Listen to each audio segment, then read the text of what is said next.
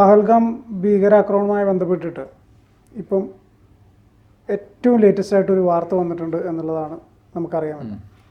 അതായത് അന്ന് അവിടെ ഭീകരർക്ക് ഒളിത്താവളം ഒരുക്കി കൊടുത്ത 2 പേരെ NIA കണ്ടെത്തിയിട്ടുണ്ട് എന്നുള്ളൊരു വാർത്ത. എന്തായാലും കൂടുതൽ നമുക്ക് ലഭ്യമായിട്ടുള്ളത്? അതായത് കഴിഞ്ഞ ഏപ്രിൽ 22-നാണ് ഈ ആക്രമണം നടന്നത്. അതിനുശേഷം ഇപ്പോൾ കുറേ ദിവസമായി. ഏപ്രിൽ, ഇത് മെയ്, ജൂണായി. ഏതാണ്ട് 2 മാസത്തോളം 2 മാസം കൃത്യം ആയിട്ടുണ്ട്.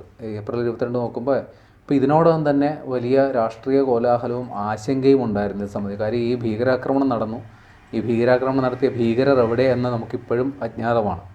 ഇതിന് അണിയറ പ്രവർത്തനത്തിൽ ഏർപ്പെട്ടവരെ പോലും കൃത്യമായി കണ്ടെത്താൻ നമുക്ക് സാധിച്ചില്ല എന്നുള്ളതാണ് വാസ്തവം. കാര്യം അത്രയ്ക്ക് രീതിയിൽ വലിയ രീതിയിലൊരു ഗൂഢാലോചന നടത്തി വെൽ എക്സിക്യൂട്ടഡ് ആയിട്ട് നടത്തിയ ഒരു ഭീകരാക്രമണമാണ് പഹൽഗാമിലുണ്ടായിരുന്നത്. ഏതാണ്ട് 26 പേര് ആണ് കൊല്ലപ്പെട്ടത്. അതിൽ 25 പേരും വിനോദസഞ്ചാരികളും, ഒരാൾ തദ്ദേശീയനുമാണ്. അതിൽ മരിച്ചവരിൽ ഒരാൾ നേപ്പാൾ സ്വദേശിയാണെന്നും പറയപ്പെടുന്നു. 26 പേരെ അവരുടെ മതം നോക്കി കൊലപ്പെടുത്തി എന്നുള്ളതാണ് ഈ ഭീകരാക്രമണത്തിൻ്റെ പ്രത്യേകത. ഭീകരാക്രമണങ്ങളുടെ സ്വഭാവത്തിൽ ഏറ്റവും ഹീനമായ കൃത്യമാണ് നടന്നത്. അതായത് മുസ്ലിങ്ങളല്ല എന്ന് പറഞ്ഞ് ഉറപ്പ് വരുത്തി അവരെ കലിമ ചൊല്ലിച്ച് നോക്കി, അല്ലെങ്കിൽ അതുകൊണ്ട് പറ്റാത്തവരുടെ ലിംഗം പരിശോധിച്ചു. അതിന് ശേഷമാണ് കൊലപാതകം നടത്തിയത്. അപ്പോൾ ഇത്തരത്തിൽ വളരെ ഹീനമായ കൃത്യം ചെയ്ത ഈ ഭീകരവാദികൾ എവിടെയെന്നുള്ള ചോദ്യം അന്നും ഉണ്ട്, ഇന്നും ഉണ്ട്. കാര്യം ആ ഭീകരവാദികളെ നമുക്ക് ഇതുവരെ പിടികൂടാൻ സാധിച്ചിട്ടില്ല. പക്ഷേ അവർക്ക് വേണ്ട ഒത്താശ ചെയ്തു കൊടുത്ത 2 പേരെ NIA പിടികൂടിയിട്ടുണ്ട്. അതുമാത്രമല്ല, ഈ 2 പേർ ഈ ഭീകരവാദികളെക്കുറിച്ചുള്ള നിർണായക വിവരങ്ങൾ, അവരുടെ പേരും മറ്റു കാര്യങ്ങളുമെല്ലാം അന്വേഷണ ഉദ്യോഗസ്ഥരോട് വെളിപ്പെടുത്തിയിട്ടുണ്ടെന്നാണ് വിവരം. അപ്പോൾ ലഭ്യമായ വിവരം നമുക്ക് നേരത്തെയുള്ള സൂചനകളെ സാധൂകരിക്കുന്നുണ്ട്. അതായത് ഈ വന്ന ഭീകരവാദികളെല്ലാം പാകിസ്ഥാൻകാരാണ്. ലഷ്കർ-ഇ തോയ്ബയുടെ പരിശീലനം സിദ്ധിച്ച ഭീകരവാദികളാണ് ഇവിടെ വന്ന് ഈ ഭീകരാക്രമണം നടത്തിയത്. ഇപ്പോൾ പിടിയിലായിരിക്കുന്ന 2 പേര്, അതിലൊരാൾ ബാൽക്കോട്ട് സ്വദേശിയാണ്. കശ്മീരിലെ ബാൽക്കോട്ട് സ്വദേശിയായ പർവീസ് അഹമ്മദ് ജോത്തർ. രണ്ടാമത്തെ ആൾ പഹൽഗാമിൽ തന്നെ ഉള്ളയാളാണ്. അയാളുടെ പേര് ബഷീർ അഹമ്മദ് ജോത്തർ. ഈ 2 പേരെയാണ് പിടികൂടിയത്. ഇപ്പോൾ ഇവർ ഈ പാകിസ്ഥാനിൽ നിന്ന് വന്ന ഈ ഭീകരവാദികൾക്ക് താമസിക്കാനുള്ള സ്ഥലം കൊടുത്തു. അതായത് ഹിൽ പാർക്ക്, അതായത് ഈ പറയുന്ന ബൈസറൻ വാലി, പഹൽഗാമിലെ ബൈസറൻ വാലിയിലാണ് ഈ ഭീകരാക്രമണം നടന്നത്. അതിന് സമീപത്തുള്ള ഹിൽ പാർക്ക് എന്ന് പറയുന്ന സ്ഥലത്ത് ഒരു കുടിലിൽ ഈ പറയുന്ന തീവ്രവാദികളെ ഇവർ ഒളിപ്പിച്ചു. അവർക്ക് വേണ്ടി ഭക്ഷണം തയ്യാറാക്കി കൊടുത്തു. ഭക്ഷണം എത്തിച്ചു കൊടുക്കുക, തയ്യാറാക്കി കൊടുക്കുക, എന്തോ ചെയ്തു. ഇവർക്ക് വേണ്ടിയിട്ടുള്ള ലോജിസ്റ്റിക് സപ്പോർട്ട് ചെയ്യുക. ലോജിസ്റ്റിക് സപ്പോർട്ട് എന്ന് പറഞ്ഞാൽ ഇവരുടെ സാധന സാമഗ്രികൾ അങ്ങോട്ടും ഇങ്ങോട്ടും കൊണ്ടുപോകാനായിട്ട് ഇവർ പ്രവർത്തിച്ചു. അപ്പോൾ നമുക്ക് സംശയം തോന്നാം, ഇവർ തെറ്റിദ്ധരിപ്പിച്ചിട്ട് ഇവർ ഭീകരവാദികളാണെന്ന് അറിയാതെ ഇവർ ചെയ്തതാണ്. പക്ഷെ അങ്ങനെയല്ല. ഇവർ ആരാണെന്നും ഇവർ എന്തിനാണ് ഇവിടെ വന്നിരിക്കുന്നതെന്നും കൃത്യമായി ഇവർക്കറിയാമായിരുന്നു. അതറിഞ്ഞുകൊണ്ട് അവർക്ക് വേണ്ട സകല പിന്തുണയും കൊടുത്ത 2 പേരെയാണ് ഇപ്പോൾ പിടികൂടിയിരിക്കുന്നത്.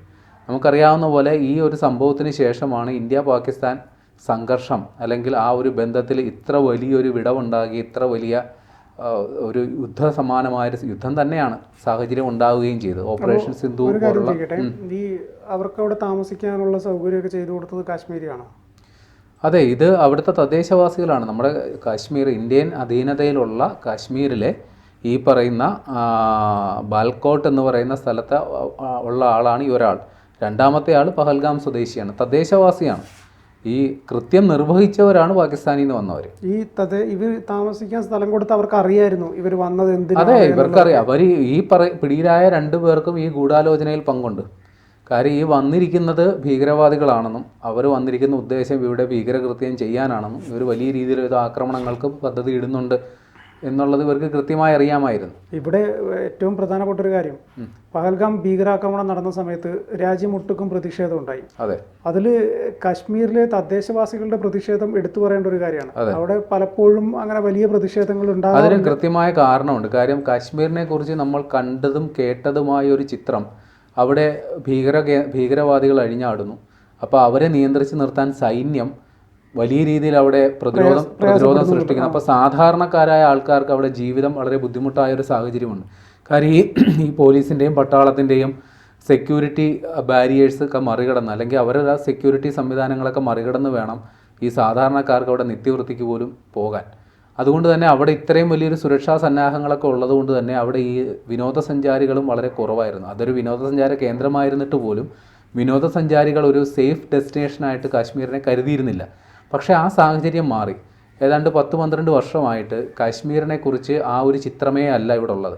കാര്യം അവിടുത്തെ ഭീകരാക്രമണങ്ങൾ ഏതാണ്ട് ഇല്ലാണ്ടായി. നമുക്ക് മുമ്പ് അറിയാമല്ലോ, അവിടെ സൈനികരെ കല്ലെറിയുന്ന സമീപനം പോലും സ്വീകരിച്ച ആൾക്കാരാണ്. പക്ഷേ അവിടെയൊക്കെ ഇപ്പോൾ മാറി. അപ്പോൾ ആളുകൾക്ക് ഇപ്പോൾ പണിയെടുത്ത് ജീവിക്കാനുള്ളൊരു അന്തരീക്ഷം കാശ്മീരിലുണ്ട്.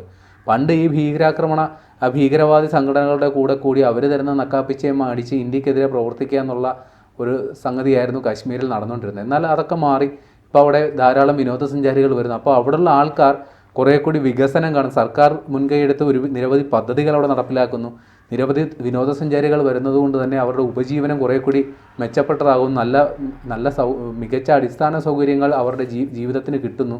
അപ്പോൾ അവർ ഒരു നല്ലൊരു ജീവിതത്തിലേക്ക് വരുന്ന സമയത്താണ് ഈ ഭീകരവാദികൾക്ക് ഇതൊന്നും കണ്ടാൽ അത് സഹിക്കില്ല. അവർക്ക് പഴയ സാഹചര്യത്തിൽ കാശ്മീരിനെ ആക്കണം. അതായത് അവിടെ ആളുകൾ വരാതിരിക്കണം. അതിൻ്റെ പേരിൽ ഒരു നല്ലൊരു പ്രതിച്ഛായ കാശ്മീരിന് ഉണ്ടാകാൻ പാടില്ല. കാര്യം ഇന്ത്യക്ക് അവിടെ ഭീകരാക്രമണങ്ങൾ നിർമ്മാർജ്ജനം ചെയ്തു, ഭീകരവാദികളെ അടിച്ചമർത്തി എന്നൊരു പേര് ഇന്ത്യക്ക് ഉണ്ടാകാൻ പാടില്ല എന്ന ഹിഡൻ അജണ്ടയാണ് വാസ്തവത്തിൽ ഈ പഹൽഗാം ഭീകരാക്രമണത്തിന് കാരണം. കാശ്മീർ പഴയ കാശ്മീരായിട്ട് തന്നെ നിൽക്കണം എന്നുള്ള ഹിഡൻ അജണ്ടയാണ് അവർ നടപ്പിലാക്കാൻ ശ്രമിച്ചത്. അപ്പോൾ അതിൻ്റെ ഭാഗമായിട്ടാണ് ഈ ഭീകരാക്രമണം ആസൂത്രണം ചെയ്തത്. അതിന് നമ്മുടെ ഇന്ത്യയിൽ നിന്ന് ഇന്ത്യയുടെ സൗകര്യങ്ങൾ അനുഭവിച്ച് ഇന്ത്യയുടെ പട്ടാളക്കാരുടെ കാവലിൽ നിൽക്കുന്നവർ തന്നെ അതിന് പിന്തുണ കൊടുത്തു എന്നുള്ളതാണ് ഗൗരവതരമായ സംഗതി. അത് സ്വാഭാവികമാണ്. കാര്യം ഭീകരാക്രമണത്തിന് വരുന്നവർക്ക് നമ്മുടെ നാട്ടിൽ നിന്ന് തന്നെ ഏതെങ്കിലും തരത്തിൽ, അപ്പോൾ നമ്മുടെ നാട്ടിൽ നിന്നുകൊണ്ട് തന്നെ അവർക്കെതിരെ പ്രവർത്തിക്കുന്ന സ്ലീപ്പർ സെൽസ് എന്ന് പറയുന്ന ആൾക്കാർ ഉണ്ട് എന്നുള്ളത് വാസ്തവം തന്നെയാണ്. അങ്ങനെയുള്ള 2 പേരെ ഇപ്പോൾ കണ്ടെത്തിയിട്ടുണ്ട്. അവരെ കൃത്യമായി നമുക്ക് നിയമത്തിൻ്റെ മുമ്പിൽ കൊണ്ടുവരാൻ സാധിക്കും. ഏറ്റവും നിർണായക സംഗതി, നമ്മൾ ഈ പഹൽഗാം ഭീകരാക്രമണത്തിൽ നേരിട്ട് പങ്കെടുത്ത അല്ലെങ്കിൽ ഈ ആളുകളെ കൊന്നു തള്ളിയ ആ ആൾക്കാർ എവിടെയെന്നുള്ളത് നമുക്കിപ്പോഴും ഇല്ല. കാര്യം ആ സംഭവത്തിന് ശേഷം അവർ ഒളിവിൽ പോയി. ചിലപ്പോൾ അവരിപ്പോൾ ഇതിനോടകം തന്നെ അന്വേഷണ ഉദ്യോഗസ്ഥരുടെ പിടിയിലായിട്ടുണ്ടാകും. അത് വെളിപ്പെടുത്താത്തത് കൊണ്ടായിരിക്കാം. അതോ ഇനി അവർ പാകിസ്ഥാനിലേക്ക് തന്നെ കടന്നു കളഞ്ഞോ എന്നുള്ളത് നമുക്കറിയില്ല.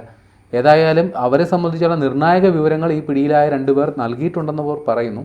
അതുകൊണ്ട് തന്നെ അവരിലേക്കും നമുക്ക് കൃത്യമായി എത്താൻ സാധിക്കുമെന്നാണ് കരുതേണ്ടത്.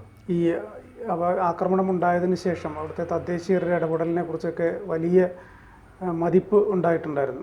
കാരണം അന്ന് നമുക്കറിയാം ഇവിടെ എറണാകുളത്തുള്ള, അതെ, ഇതിൽ കൊല്ലപ്പെട്ട ഒരാൾ ഈ കാശ്മീർ സ്വദേശിയാണ്. അതായത് ഒരു ടൂറിസ്റ്റ് ഗൈഡാണ്. അയാൾ ഈ ആയുധം പിടിച്ചു വാങ്ങാൻ ശ്രമിച്ചു. കാര്യം അവർ ജീവിതം എന്തെന്ന് അനുഭവിച്ചു വരുന്ന അത് ഇല്ലാണ്ടാക്കാനാണ് ഇവർ വന്നേക്കുന്നത്. ഇവർ ഈ ടൂറിസ്റ്റുകളെ വധിക്കാൻ വന്നവരാണെങ്കിൽ പോലും അയാളത് തിരിച്ചറിയുന്നുണ്ട്. എൻ്റെ ജീവിതമാണ് ഇവിടെ ഇവർ ഇല്ലാതാക്കാൻ ശ്രമിക്കുന്നത്. അത് മനസ്സിലാക്കി അയാൾ ഉടനടി പ്രതികരിച്ചു. അത് മാറിയ കാശ്മീരിന്റെ ഒരു മുഖമാണ്. പഴയ കാശ്മീർ അല്ല. പഴയ കാശ്മീർ ഇതൊക്കെ കണ്ട് വെറുതെ സൈന്യത്തിനെ ആട്ടി ഓടിക്കാനും കല്ലെറിഞ്ഞോടിക്കാനും. അതെ, അത് മാത്രമല്ല, ഇതൊക്കെ കണ്ട് നിസ്സഹായരായിട്ടോ അല്ലെങ്കിൽ നിസ്സംഗമായിട്ടോ നിൽക്കുന്ന ആൾക്കാരായിരുന്നു മുൻപ് കാശ്മീരിലുണ്ടായത്. പക്ഷെ അത് മാറി, അവരും പ്രതികരിച്ചു തുടങ്ങി. മാറിയ കാശ്മീർ എന്താണെന്ന് അവരും അനുഭവിക്കുന്നു. പുതിയ ജീവിത സാഹചര്യങ്ങൾ അവർ അനുഭവിക്കുന്നു. അപ്പോൾ അത് തുടരണമെന്ന് അവർ ആഗ്രഹിക്കുന്നു. അത് ഇല്ലാണ്ടാക്കാൻ ശ്രമിക്കുന്നവരെ അവർ ചെറുക്കും. അത് വാസ്തവമാണ്. അപ്പോൾ അതിൻ്റെ ഒരു പ്രതിഫലനമാണ് പഹൽഗാമിൽ അന്ന് കണ്ടത്. പക്ഷേ നമുക്ക് ഉണ്ടായൊരു തിരിച്ചടി, ഈ ഹീനകൃത്യം ചെയ്തവരെ നമുക്ക് ഇതുവരെ നിയമത്തിന് മുമ്പിൽ കൊണ്ടുവരാൻ സാധിച്ചിട്ടില്ല. അല്ലെങ്കിൽ അത് കൃത്യമായി നമ്മൾ വെളിപ്പെടുത്തിയിട്ടില്ല. അപ്പോൾ ഇവരെ കിട്ടിയ സ്ഥിതിക്ക് അവരെയും നമുക്ക് ഉടനെ കിട്ടുമെന്ന് വേണം കരുതാൻ.